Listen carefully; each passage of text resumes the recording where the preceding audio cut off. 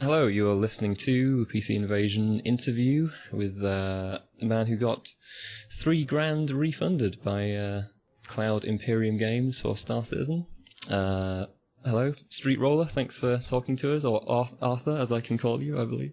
Hey, how's it going, Peter? It's going well. You must be pleased that you've managed to recoup your funds. Yeah. I am pleased. I just wish they had done it sooner rather than having me jump through all these hoops. I mean, it was kind of tiring, to be frank. Yeah. I guess we can get into the kind of the correspondence you had over the refund in a little bit. I just wanted to start with some backstory, I guess. I was curious, when you first were aware of Star Citizen and when you first started pledging some money towards it. Yeah, absolutely. I first started pledging January 2014. Okay. And so when I initially pledged, and I thought about it. The reason that I initially pledged back in 2014 was, I don't know if you remember, but they had a limited number of alpha slots left available. Right. Okay. And it was one of the things that kind of sold me on it. Now, a lot of people that are kind of following my story will say, well, why'd you buy the game for alpha slots if you didn't even play the alpha? Because I didn't. I never played the alpha. And the answer to that was, I didn't know that I wouldn't play the alpha. So I got in at the tail end of when they were running out of alpha slots, and I didn't know that I would never play the alpha. Because at that time, Arena Commander wasn't even out yet. So there was no alpha to play at that point. Right. At that point, you were just buying a slot in a prospective alpha. Exactly. Right. And then shortly after that, they started selling the slots with module passes. Mm-hmm. So it's kind of like, well, I bought in because there was a limited number of alpha slots, and now all of a sudden, you guys are selling it. So that was the first thing that kind of, I was like, come on, really? So that's quite early on then, when you're starting to already. Yeah, well, I wasn't thinking at that time, oh, I want a refund. No, yeah, sure. But it was one of those things that was just sort of like, oh, really? Like, well. Yeah.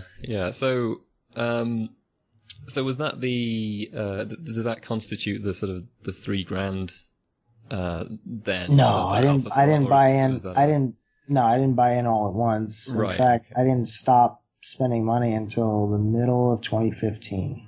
Right. Can I ask what you picked up, what ships you purchased, if it was ships? I bought a whole bunch of ships. I bought, I would see a ship sale and I'd be like, oh, I want that. I was kind of like, a kid in a candy store. I mean, not to say that I didn't have the money. I get a lot of perception too that, I shouldn't have spent money I didn't have. No, I had that money. Right. It was definitely disposable. It was just, I would see a ship sale and I'd be like, oh, I want that. And so I bought the Reclaimer, and then I bought what was the $600 ship again? Do you remember? It was like the yacht. Right. I'm not going to be much help there, I'm afraid. But I bought a $600 ship. It was like the space yacht of Star Citizen. Sure. And I had a friend at the time that was getting into Star Citizen, and I had one of the only copies that had ever been sold. They didn't do another sale of it, and he really wanted one. So I gave it to him. Okay. So that was the first thing that I wanted to clear up, because I noticed in your article you said, well, there's a discrepancy because he said 3,000, Yeah, sure. I wasn't. I hope that wasn't kind of an accusatory tone. I was No, just, no, I was just no, trying to no. square up, you know. No, actually, I was actually impressed because you got the correct number. I think you said something like 2,560, which is actually exactly what I asked for. Right. Although I blacked it out. I redacted it because I redacted all the information regarding my account and stuff like that. Of course. Back to what I was saying. So yeah, I would buy. So that's where the other monetary amount is. Where that yeah, comes well, I'll come back to that. Okay. But so I would buy a couple of ships and whatnot, and then around I think it was the beginning of 2015 or the middle of 2015 or something like that.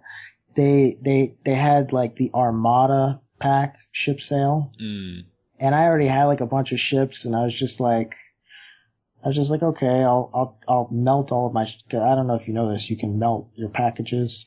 Yeah, I'm aware that you can kind of trade in, I guess. Yeah, so I melted all my packages, and I just got the Armada pack with, and then I had one Hornet Ghost pack, which was the original one that I bought back in January. Mm-hmm. So long story short. So you were fully into this game. I mean, you know. Oh yeah. Like fully on board with this. I mean, had you played other Chris Roberts games, other space games? I did. Yeah, I did. I played Wing Commander back in the day. I don't remember anything about it, but I remember it being like a DOS game, and it was really cool.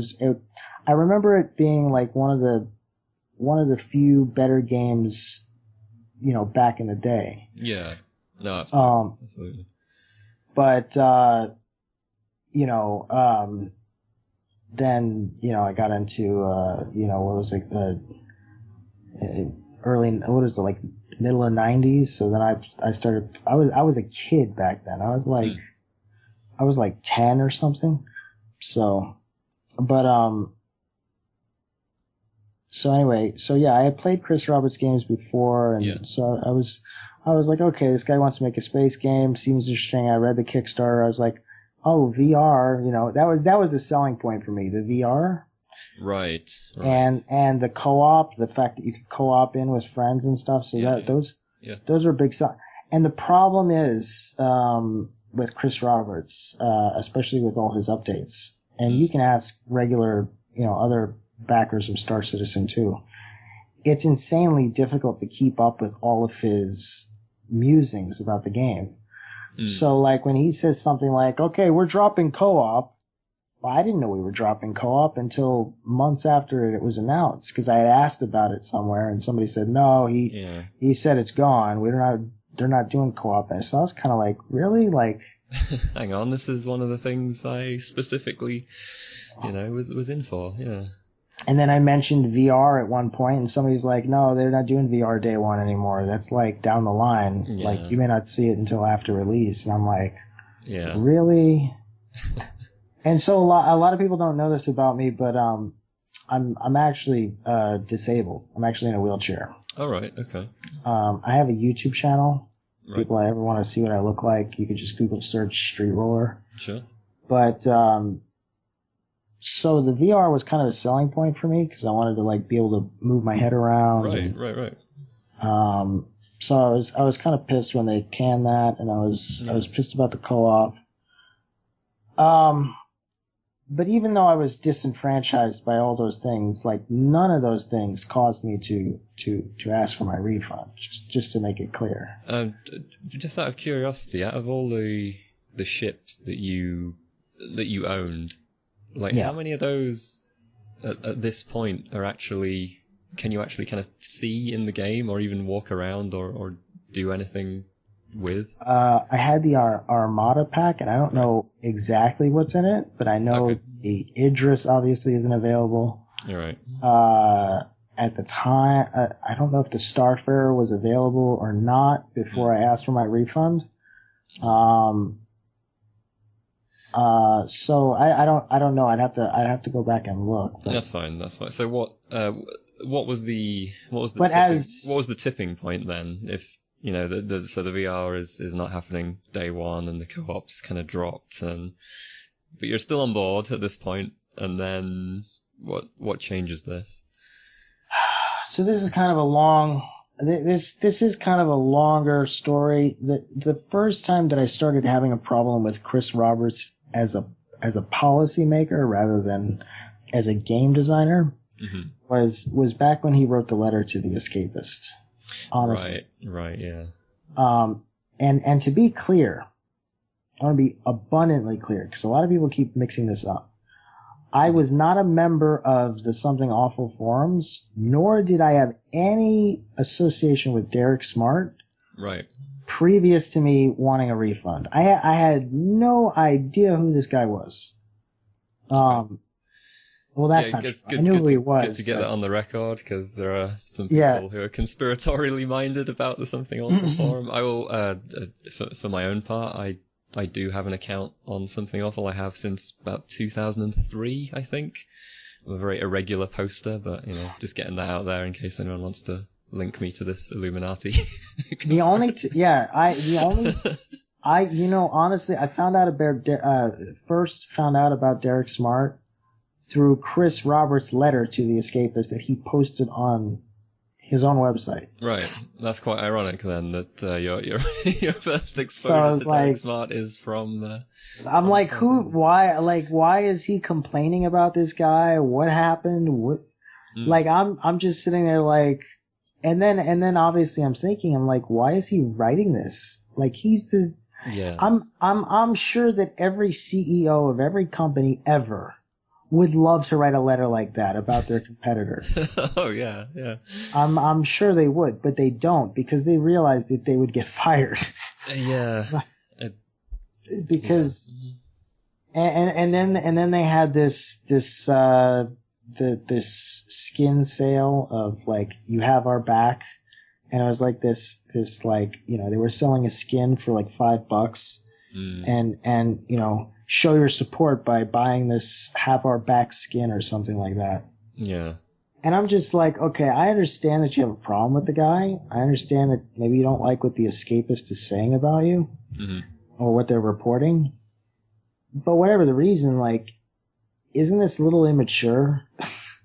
Like, and so I had a big problem with it. I had a huge problem with it from a professional standpoint. I'm like, are you guys serious? And then in like the beginning of June or late May,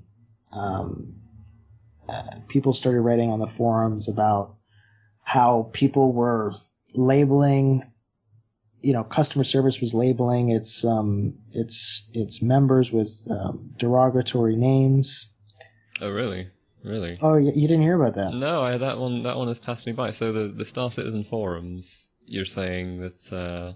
Yeah, there was a couple threads. I was part of the concierge as well. Do you know that there's a concierge forum for people that spend over $1,000? Yes. Well, I was aware that there was. I didn't know the sort of spending limit for it's basically a big ball. It's basically the big baller forum. Yeah, sure. You spend a shitload of money, you get your own private forum. VIPs only. And the mods in there are pretty lax about like what they allow to be posted. So I mean, you could pretty much post anything you want in there as long as it's not like, I hate this guy or Sure. Yeah. But people in the concierge forum are generally pretty relaxed. They're pretty down to earth and chill about things. So,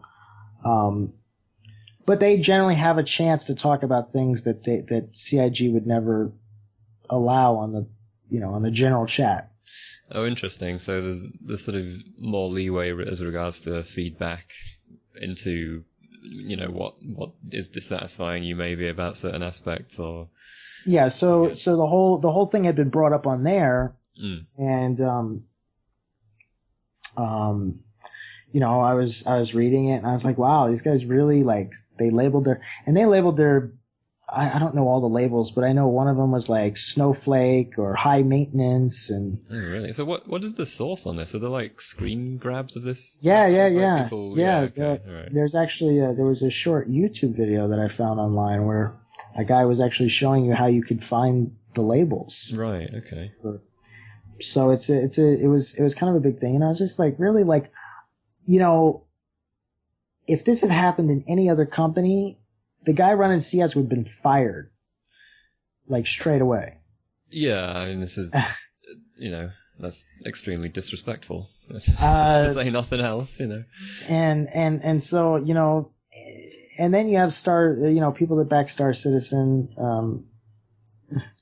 they're just sort of like, well, they need to know who they're dealing with and all this stuff. I'm just like, no, it's not acceptable. Like, when a ticket comes in, you treat everyone equally. Yeah.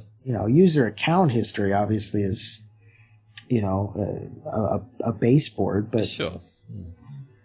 And then I think even Ray Ravencroft, I don't know his name. The guy who heads CS even issued a statement at one point, or it was an email to a backer I had read. Right. This was after I'd become a member of the Something Awful forums. Okay. The guy had posted up there and basically said, we were definitely tagging, like he admitted to it. Yeah, we were tagging people and we were doing it to help speed along the process. I'm like, I'm like, okay, sure. That doesn't seem to correspond with the types of names that you relate to me, How does labeling someone high maintenance help with the efficiency of your customer service? I don't know. It's one of those things. I'm done with them now. So like, I'm just whatever. Yeah. So then in June, mid-June, you open up a customer service thing asking requesting a refund. Or? I did not find out about the terms of service change from Derek Smart. A lot of people think that Derek Smart like approached me and was like, here's the terms of service change. Get a refund now. Here, I'll walk you through the process. Right, yeah, like holding your hand through this, yeah. I found out about the terms of service change from the official forums. Okay. It was a topic in the official forums called PSA, terms of service change. Make sure you know what you're signing, something like that. Mm-hmm. And the mods let it be because it was kind of a big topic, and it had like 30 pages of replies and all that stuff. Yeah. I don't know if eventually they closed it or left it. I don't know. But I read it and I'm like, really? Change the service? And then there was a link to a imager showing all the changes that they had made. And one of the changes they had made in respect to getting a refund was it had originally said, I don't know the verbatim, but it originally said something like, within 18 months, if we fail to deliver a game, you'll be eligible for a refund, something like that. Yeah. From the estimated delivery date, which was originally November 2014 on the Kickstarter. Right. Yeah. So, they had changed it to something basically like, well, if we ever cease development. And I'm thinking to myself, what qualifies for ceasing development? Like, if you just come back, literally, you could come back once a week, every week, and say, "Yep, we're still working on it, guys." Yeah, we've got one guy in an office somewhere. That's basically what Goddess did, right? Like, Peter Molyneux was basically like, "Yeah, we got one guy working on it, so." It's technically still happening. Yeah, it's still happening. Yeah. But so I was just like, okay, so you're saying you took my money, you said you'd finish a certain number of things by this date, which I'm already kind of pissed off because you've already broken your promise several times to me. Yeah. And now you're telling me you can keep my money forever. Basically indefinitely. As long as you tell me once a week you're working on the game. Yeah. Yeah, I was like, nope, I'm out. I'm not going to sign a perpetuity contract. I'm not interested in, I'm not interested in dealing with that. What was the actual like mechanical process of that when they changed the terms of service? Was it like when you logged into the forum or when you logged into your account or something? Was it saying, "Hey, you see, need to yeah, sign see, this is the best. This is the best part about it. I Okay. only found out about the terms of service change because I was trolling the, general chat forums on the forum, the official right. forums. I had spoken to a lawyer, after I went to go, getting my refund or whatever. Mm-hmm. I had spoken to a lawyer, and he had told me, well, did they email you? Right. Did they email you at any time? And I said, no, they never email. I mean, I get newsletters from RSI all the time, but I had never received, any kind of indication that a notice had been given, Sure, yeah. the terms of service had changed. Yep. And I never played the alpha, so I didn't sign into the game and agree to it. Right. So the only time that I explicitly agreed to the terms of service was the checkbox that I checked when I created the account, which was back in 2014.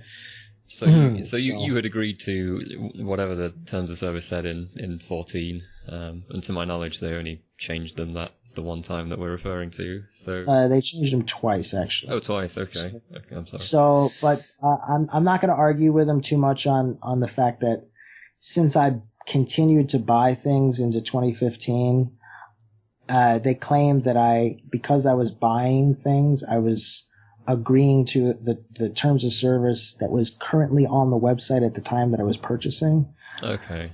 So I'm not gonna argue with them too much about that, because that's whatever. The change that they made though, when I originally signed up, it actually said 12 months that they had to deliver the game. Interesting. So that would have been something like November 2015. Yeah.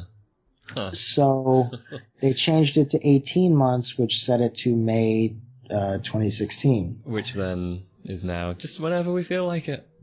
Yeah, it's perplexing to me that people still are okay with that.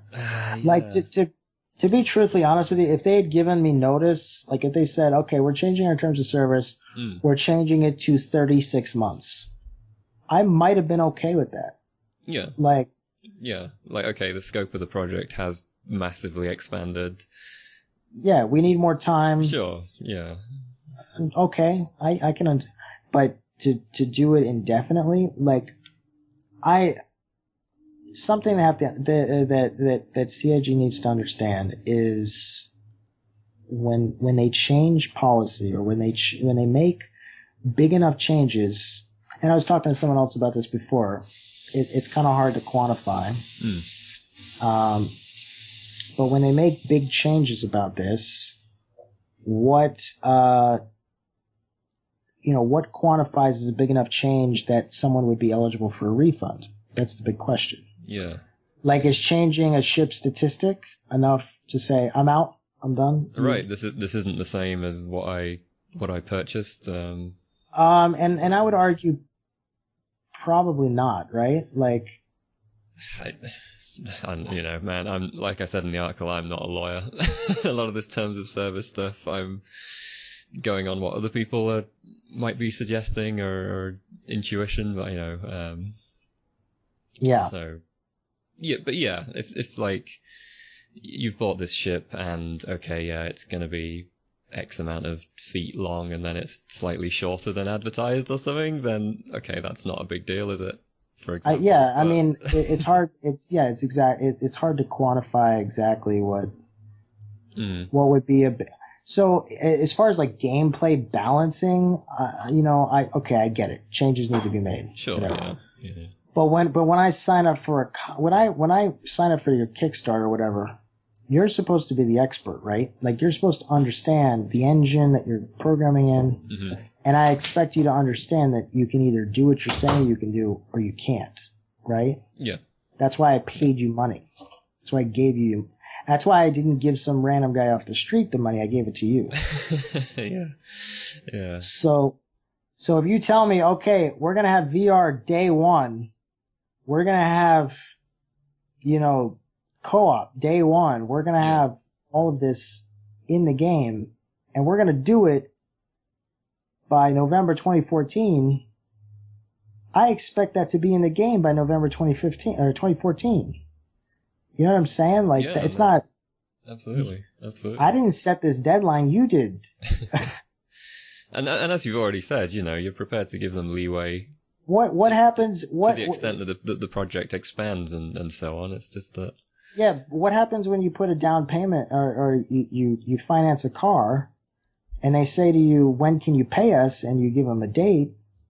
What happens when you don't pay them? They repo your car. Yeah. I mean, I still find it remarkable that there was no kind of. I'm still trying to get my head around, I guess, at what point did people agree to these new terms of service that were kind of implemented without any notice? So, are they saying that those would kick in when people make another purchase after the change, or? The way I'm just, letting you know, the way it was described to me is the more boldly, I mean, it's always it can be argued either way, right? Until you go to court and put it in front of a judge. Yeah. There's no way to argue either way. But the lawyer that I was talking to, it was saying basically like they have a better stance on it if they the more boldly they point it out. In other words, when you go to those services, they make you scroll all the way to the end of the terms of service to accept. Yeah, you can't just click right through. You've actually got to, Yeah, the reason they do that is because they want to say, okay, we made you scroll through this. Yeah. Like, you probably did it in like 2 seconds, like everyone does. Yeah, you can't argue with us that you didn't read it, or you didn't have, you didn't understand, or what am I looking? You didn't have time to, digest it. Yeah. So. Yeah, there was no subterfuge there. That was all up front. Yeah. So a case can be made that people unknowingly signed, their firstborn away or whatever. Yeah. But it all comes down to what a judge thinks at the end of the day. And so. Yeah, I mean that was the conclusion I reached as well when people have commented on the piece I wrote with like, oh, but they had no legal obligation or anything to give you the money back, and it's like, yeah, sure, but right, exactly. Their terms of service haven't been tested. We don't know if they had a legal obligation. Effectively, no, they haven't. And anybody who's arguing, and that's why, like, I did an AMA on Reddit because it had, Derek Smart had posted it and like on his Twitter, and like a bunch of people like started saying, I don't believe this guy, he's full of shit, whatever. Oh yeah, I bet you were dead popular on the Star Citizen channel. I got comments like, this guy should overdose and kill himself. Jesus. He's a waste of oxygen. What a piece of shit. Because you wanted your money back for a thing that you didn't. Oh, what a terrible thing that you did there. Because I wanted a refund. I'm a scumbag, I guess. And I just gave it to him. I'm like, okay, and they don't realize. They don't understand what it is. I'm supporting them as consumers. Yeah. Like, I'm pro-consumer. Like, if they ever turn around and say, I'm not interested in this game, they can follow my footsteps and get their money back. Yeah, precisely.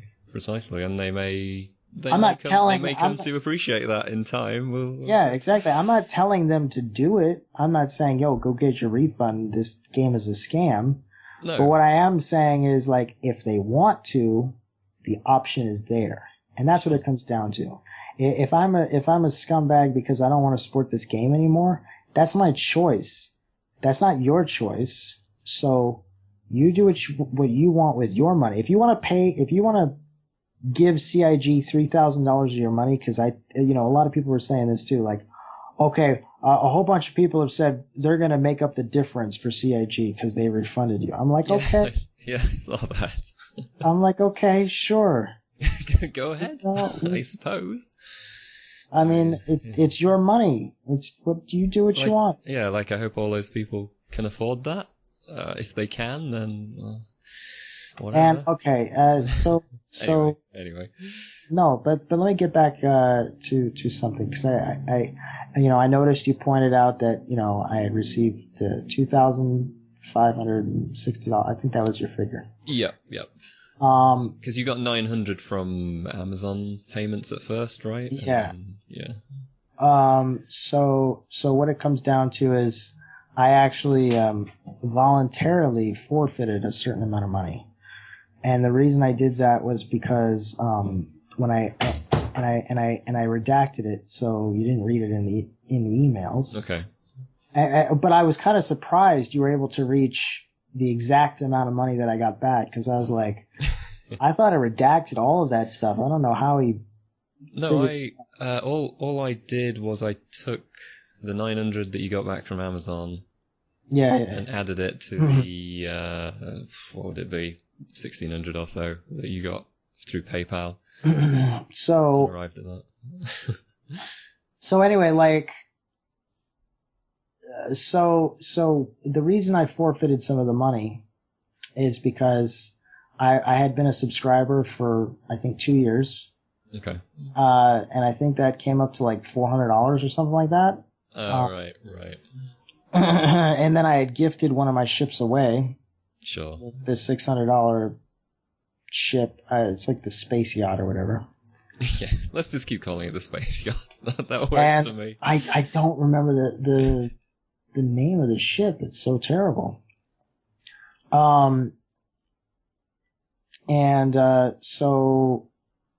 So I said to CIJ, look, I don't expect you to give money back on something I gifted away, and I don't expect you to give me the money back on the subscription, right? Because I consider that to be, you provided the service. I got my jump points. I got all the jump points. Yeah. And I got my subscriber swag. I got, the ironic thing is I'm on the little wall thing that they did. Are you still on there? That's the question. I don't know. Maybe they came by with someone like, scratch this guy out. Screw this guy. And then my name is supposed to be in the game, so. Like as an NPC or something. Yeah. My name will be in the game as like an NPC or something. That was one of the things to being a subscriber, plus a whole bunch of stuff. So I considered all of that. Sure, those are things you received. Yeah. Yeah, and so I was like, okay, sure, whatever. I don't want that money. I gave that money, and the service was provided. I just want my money back on all the stuff you didn't provide. That's all I want. So that's how you got that number. Sure. So cool. Yeah. Thanks. Appreciate you clearing that part up. And I'm trying to think. So what else? So I sent in the emails. I was like, I just want my refund. They denied me the first. Now I gave them 30 days. Like some people say, a couple of people were saying I jumped the gun. I emailed them once and then I was like, okay, screw you guys, and then I just started submitting all this stuff to the district attorney, and I was press the nuke button, and that's not how this happened. What happened was I emailed them. I said, look, I want a refund. They swiftly denied me. They stated their terms of service. And the passage that they had stated to me was in the new version of the terms of service, the one that I didn't agree to. Right. Because there's one they quote. I don't know if it's in the reply to the DA that comes from Star Citizen's legal counsel guy. They quote this sort of non-refund one. Which, yeah. Yeah. I didn't even agree to it. So isn't the one though that actually was in both? I know one of them changed. But this is the thing I don't understand, because I'd have to go and look at them. This is the part I don't get, because it's almost like they're contradictory, right? Because the ones before they changed it, it said, you can have a refund if we don't deliver after 18 months.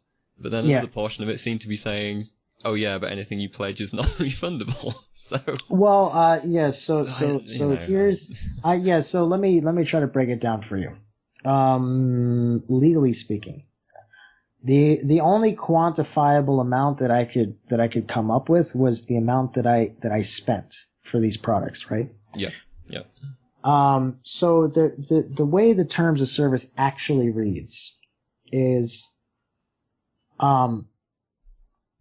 they say something like, all the money that we receive is going to be put towards the production of the game. Yeah, yeah. And then if we have to refund somebody, we're only going to refund them based on the percentage of the money we have remaining after all the money we put into production. So right. in other words, let's say, they have $100 million, or they raised $100 million and they spent $80 million of it. Yeah. They would have 20% remaining. So they would give me 20% of the money back that I spent. Right. So their stance effectively is like, no, all the money's gone into the game. So therefore there's none left. You can't have any. But in order to do that, in order to follow through on that term of their terms of service, they would have to produce financials. That's what. Oh, right. Right, of course. They would have to tell me all the money that they spent and what they spent it on and all that crap. And I know that's something that Derek's pushing for. Yeah. I don't particularly care that much about that. I just wanted my money back. Yeah, sure. But anyway, that's what it comes down to. And I guess it got to a point where like they didn't want to do that or whatever.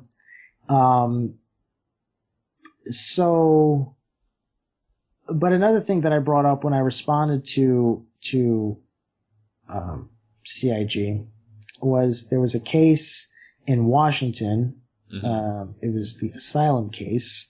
I don't know if you know about it or did any. Yes, yeah. Well, I definitely did once. I read through that case when I was writing up the article to check out what had happened there. Correct me if I'm wrong. You probably know better than I do, but it seems like the Attorney General there used the Consumer Protection Act basically to say yes. This was shady. Yeah, it was a Consumer Protection Act, and basically they had taken a whole bunch of money to produce a board game, I think it was, and they just never produced it. The deadline went by, they never produced it. Yeah. I think it was due by 2012 or something like that. Or no, it must have been after that. I don't know. I don't know the exact dates. But the guy kind of went AWOL basically, didn't he, and stopped. Yeah, he stopped doing any updates and stopped updating, stopped communicating with backers. Yeah. But he failed to produce the product by the date. And so the district attorney created a lawsuit against him under the Consumer Protection Act. Mm-hmm. That basically says if somebody agrees that you're going to produce this product by a certain time and you don't, they are eligible for a full refund. Right.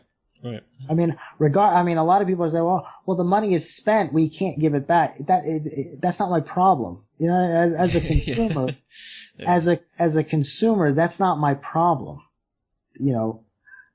So he ended up paying, I think, double or triple what he actually received from Kickstarter. Yeah. Now, if that was CIG, I can only imagine okay, they raised 117 million and now they have to pay back 350 million. Could you imagine people's heads would explode, but yeah. That would be presupposing that a Consumer Protection Act suit was brought against them, which feeds back into the whole terms of service thing in the fact that they haven't been tested legally. So right, and really that's what this is. Like a lot of people say, I've seen people say, and they can't seem to narrow down which like story they want to say. Like I see people say, well, CIG just did this to get rid of them. No, we don't need this kind of riffraff in our community. And then other people say, well, he blackmailed them and strong-armed them into getting his refund. I'm like, guys, first of all, my name, the Streetroller name, it's not even associated with my RSI account. There's no association. Right. So nobody could find out who I was on RSI. And I only have something like 200 posts on the forums. I don't go there that much. I don't post that much. So I really fail to see like.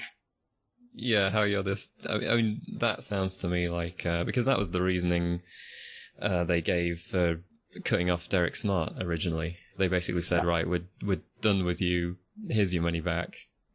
Get out of our forum. Yeah. So I think what they're doing there is applying the same logic to you, inaccurately. So, I mean, so did they get rid of me? Did I strong arm them? I think it's somewhere in the middle. I think, they didn't want their terms of service to be tested. That's what it comes down to. They didn't want me. They didn't want me to take them to court. They didn't want me to say that my rights had been abused, and by just giving me my refund, I don't have any damages anymore. So, right. It becomes much harder for me to just take them to court now, because the judge will look at me like, oh, well, you got a refund, so. Why are we here? Yeah, sure. Yeah. I'm curious, what was your reaction when you read Ortwin's response to the DA, where he basically trashes your complaint and then says, oh, but we're going to refund him anyway though. It's funny to me. I understand why they did it. I mean, you have to understand, like, by writing the letter in the way they did, they don't admit fault. Right. And some people will say, well, by giving you a refund, that means they're guilty. No, it doesn't mean they're guilty. Not legally. It doesn't mean they're guilty. It just means that they didn't want their terms of service to be tested. They didn't want it to stand up to a legal test. Yeah. And maybe they didn't feel it would. That could have been their thought process, but that's just speculation. I mean, maybe they don't want to gamble on that. It's a gamble. It's more straightforward to pay out, Yeah, it's a gamble. 2,000-3,000. Oh yeah, it's much cheaper. Because if I had won, it would have been 9,000. So that's a $6,000 gamble they're doing. Not to mention that it then sets a precedent for for everything else. They're probably not going to want to open that door. So that was they essentially did that so they could not have to deal with it anymore. Yeah. I'm very curious what might happen if someone else basically tries the same route. I imagine what's going to happen is they might refund them, they might not, but either way, it will come to a point where it's like they have to. If it keeps happening, it's going to end up in court. That's really what. I mean, obviously that's speculation, but there will come a point where CIG will have to be like, okay, we gotta go to court over this. We gotta defend this and say no more refunding, I suppose. Now, but the funny thing about that, and here's the interesting thing, and I don't think your article covers it, and I don't think any other article covered it, but the couple of days after I received the response from the district attorney, which had Ortland's response. Yeah. I got all of my claims on PayPal were denied, and right, and the reason that they had given, I can read it here. Sure, We please. received shipment tracking from the merchant confirming that the merchandise was delivered. wait, shipment tracking on the... Shipment tracking Okay. on a digital item that I can't even play in the game. That's bizarre. And That is so bizarre. I called up PayPal and I talked to some girl named Faya. I got her Mm-hmm. her PayPal ID number. So I talked to her, and she basically said, because I asked her, I'm like, okay, I really want to know what information they sent PayPal for you to say they received I'm really curious. Yeah. And she was like, well, I can't give that to you. And she said, in order to give that to you, you would have to subpoena PayPal. And, All right. and in order to subpoena somebody, I'd have to have a legal case for discovery, as you know. So, Right, okay. So that was a kind of a pain in the ass. That's a bit of a dead end. But so I got the DA's response at like the beginning of July, and then the PayPal denial. And so I had been talking with a lawyer, and I was just sort of gathering all of this information together, getting a whole bunch of stuff, and I'm going to be honest with you, I was getting ready to put in a lawsuit. We were getting to that point. Right. And then funny enough, like right as we were getting there, on July 11th, investigator Anthony Way calls me up. Mm-hmm. He's from the DCBA. And he said, is that the Department of Consumer and Business Affairs? That is, Department of Consumer and Business Affairs, right. County of Los Angeles. Okay. And he was like, okay. Yeah, I was reading over the letter that was given by the district attorney, and I'm gonna give when I get off the phone with you, I'm gonna call CIG, and we're gonna try to resolve this amicably before this escalates. Yeah. I'm like, okay. Great. And you're probably thinking at that point, great. No, and I talked with him for about an hour, and I laid it all down. I told him, pretty much everything I'm telling you now. Yeah. Yeah. And I said, look, these guys, they took my money, and at this point, like, they're saying this thing on PayPal, and they're telling me they're going to give me a refund, and then they're denying my refunds. I think this is a scam. I think they're just telling people what they want to hear at this point. Like I was getting to the point where I was getting really annoyed. And so he says to me, because I had mentioned to him, look, I have other friends who are also in Star Citizen for like $40, $60, $100, and they've been denied refunds. They can't get them, and they're not willing to just sue over $60. Right, right. So CIG is they're because they're denying refunds, they're kind of taking advantage of the fact that they know that these people are not going to just go to court over it. Right. It's too much of a hassle. As an individual, you're not going to do that, but collectively, all those $60, right. $100 add up to a fair right. amount. Exactly. So what happened was he had said to me, okay, look, if anybody else has a complaint, have them file complaints with us, and what will happen is the more complaints we get, they can build a case. They'll be forwarded to the district attorney, and they will be able to build a case to go after CIG for consumer protection. Right. So he said, get all your friends together. Whoever wants to complain, they could put in a complaint, document all their invoices and stuff like that, everything they can think of. I said, okay.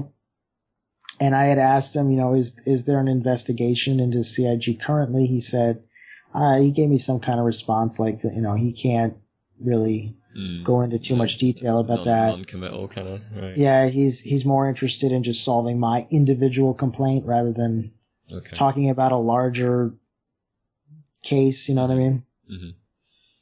So less than 24 hours, because I told him, I'm like, look, I'm gearing up for a lawsuit. Like, they told me they would give me a refund, and then they denied all my claims. And so he said, okay, well, I'm going to call CIG right now. I said, okay. And he said, how do you want your money returned to you? How would you like it returned to you? I said, well, to be honest, I'd like it check. I'd like them to mail me a check because I'm tired of playing games with PayPal and Amazon and all this other stuff. Yeah. So I just want a check that I can cash for money and just put it in my bank account so we're done. Yep. And he said, okay. So I get off the phone with him. Less than 24 hours later, bam, money's in my PayPal. I mean, I'm assuming he said, okay, he'd like a check, and they're like, yeah, whatever. Yeah, sure, yeah. And so, but whatever, I got my money back, and that's the end of the story. So if anything, the reason I'm doing this interview, the reason I'm, I want people to know about this is because I'm not saying I want everybody to get a refund. I'm not saying, I think Star Citizen should fail. In fact, I hope it succeeds. Mm-hmm. I hope it comes out and it's like the best damn space sim ever, whatever. But CIG needs to understand that consumers have rights and they can't just do whatever the hell they want. So if somebody does want a refund, if somebody feels disenfranchised to the point where they feel like they want out, I want them to know that they have a resource. They can do that. And Derek Smart did not approach me prior to my refund. He didn't, in fact, I was searching on Google for Star Citizen refund, and that's when I came across his blog, and that's when I came across Something Awful. And that's when I signed up for Something Awful. And I was asking questions on the Something Awful forums, and people were just like, you should check out Derek's blogs. He has a whole bunch of stuff documented, and he does. It's true. Among all of the, So, as someone who is in the writing profession, he could do with an editor. yeah, a little bit. No offense to Mr. Derek Smart, who has been on the PC Invasion podcast previously, but I mean, no, he had a lot of information there. It's just a lot of it's a lot of JPEG trolling too.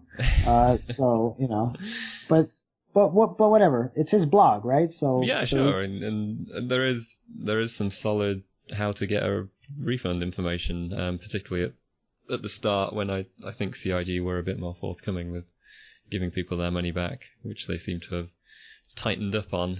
Oh yeah, they don't care at all now. And so I jumped into Discord with them, and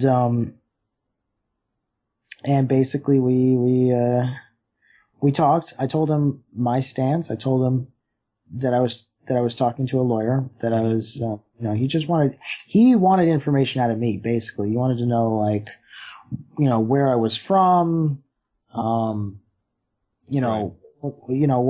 kind of steps I was taking. So he didn't really give me, like, a lot of people think, like, I'm a Derek Smart plant or something. Like, well, you just said that you colluded with him on Discord, Arthur. I mean, the evidence is there for all to see. It was all, I I was just really angry at the end, and he gave me a bunch of resources, and that's about the end of my involvement with him. And honestly, I can't see why anyone would see anything wrong with somebody who was seeking to get a sizable refund for non-delivery of a product, and another person helped them out with resources to do that. Like how is that bad? Is my rhetorical question. It's I don't know. It really surprised me, like how toxic some of the comments were on the star. Ironically enough, and here's the irony of the whole thing. To be truthfully honest with you, when Derek posted up his original thing, saying that I had gotten a refund or whatever, it showed up on the Derek Smart subreddit, right, which I went to and I did an AMA on. Mm-hmm. I had decent conversations in that subreddit, right, comparatively to the Star Citizen one. Right. Then when I went into the Star Citizen one, I was just like, because people were saying things, that were false, or they didn't understand the situation. Mm-hmm. And so I was trying to like clear things up, and then people would respond to me like, "You're a scumbag. You're a piece of shit. Yeah. Wow, you're such a bitch." Like, okay. It's uncalled for. Yeah, I read. Can't remember if you'd put it on the SA forums or not. You said something like you suddenly you felt like an outcast from Scientology or something. Yeah, I did. Which is an interesting comparison to make. Because that's what it feels like. Like, people are now going around telling people what a horrible person I am, that I strong-armed CIG, or that I was outcast because I was a piece of shit. Mm. And okay, fine. I find it bizarre, that people are so emotionally attached to this game. Like, I understand why they are, though, because for a period of time I was as well. I mean, this is a game that is, the first of its kind. It's one of the biggest Kickstarter projects ever. Yeah. No disputing that. It has a huge following, and people have watched this company grow from nothing. And so for a lot of people, including myself, you feel like you've watched it build, and you feel like it's you're a part of it. Yeah, I guess so. I mean, I've funded stuff through Kickstarter myself, but nothing to this. Yeah, but the way CIG works, right, with all of the updates, I mean, they're constantly. I'm not gonna lie to them, especially in the early days. You had Chris Roberts coming on the forums and talking with people, and so people felt really involved in the project. That is really cool. So I understand like the level of intimacy people feel with CIG. They feel like it's their company, not just a company. Mm. But also, people have to recognize that there comes a point where you need to protect yourself as well. And I think I think that's where the line is sort of being blurred. Like, if I had won a refund against Electronic Arts, or Ubisoft, it would be a damn parade in the middle of Times Square. Like, good job, you beat those DLC publisher scammers. Yeah, exactly. Yeah, quite. Yeah.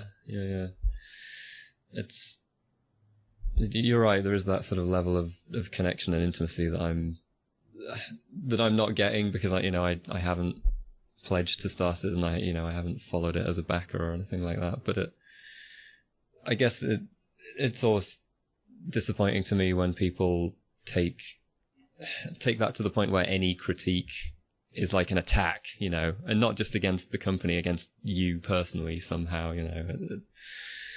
I don't know. No, it was very eye opening being on the receiving end of all that toxicity. Yeah. I mean, people are like literally messaging me telling me to die. Yeah. That's crazy. That, you know, I mean, unfortunately, we see that a lot on the internet with this kind of thing, but it doesn't make it acceptable. And I mean, honestly, at the end of the day, it's just a game, guys. Yeah. It's just, yeah. And I mean, but that same argument would be used against me, I guess. But you know, I did have, like, I like people saying, "Oh yeah, $3,000. That was just a drop in the bucket." I'm like, how much are you in for then? Yeah, I'm just like, that's yeah. I mean, did people talk about that on the, you said, you know, the concierge forum, or was it I don't know, was it gauche to talk about how much money you'd invested? Oh no, there was a poll on the concierge forum at one point that you know, how much have you invested? Like 1,000 to 2,000, 2,000 to 5,000, and then you have people like up in the 40,000 range. I'm just like, geez, like I couldn't. I mean, I understand the psychology of it. Yeah, you know, if you're extremely rich, you can reach the point where like, I can put 20 grand into a video game or 30 grand. That's, you know, yes, whatever, you know. Like to me, that seems mental, but obviously my salary would not support that kind of investment. So yeah. So that's pretty much it. I mean, do you have any questions or? No, man. I think we've covered pretty much everything I wanted to talk to you about, and more actually. Taking up more of your time than I said I was going to, so I apologize. No, that's fine. No, that's fine. I'm a talker, so.